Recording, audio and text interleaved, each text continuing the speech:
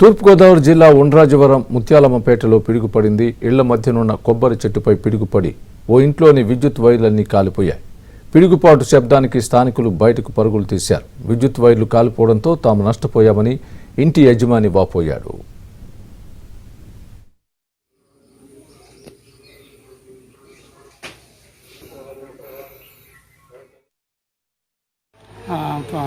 కుక్కెట్ మీద పిడిగిపడి మొత్తం కాలిపోయాను. వైరింగ్ గట్ట మొత్తం కాలిపోయాను. 50,000 రూపాయల దాకా నష్టం వాటిల్లిందండి. మా ఇంటికాడండి ఇలాగా పైన ఉడుమలు ఎక్కడ పడిందో తెలియక అందరూ జనం అందరూ బయటకు వచ్చేసండి.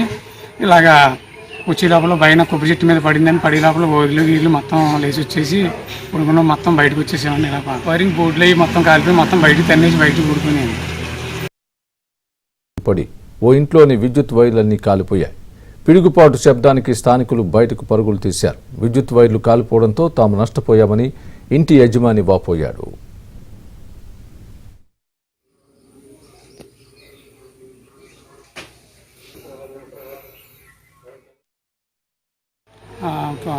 కుక్కెట్ మీద పిడిగిపడి మొత్తం కాలిపోయాను. వైరింగ్ గట్ట మొత్తం కాలిపోయాను. 50,000 రూపాయల దాకా నష్టం వాటిల్లిందండి. మా ఇంటికాడండి ఇలాగా పైన ఉడుమలు ఎక్కడ పడిందో తెలియక అందరూ జనం అందరూ బయటకు వచ్చేసండి.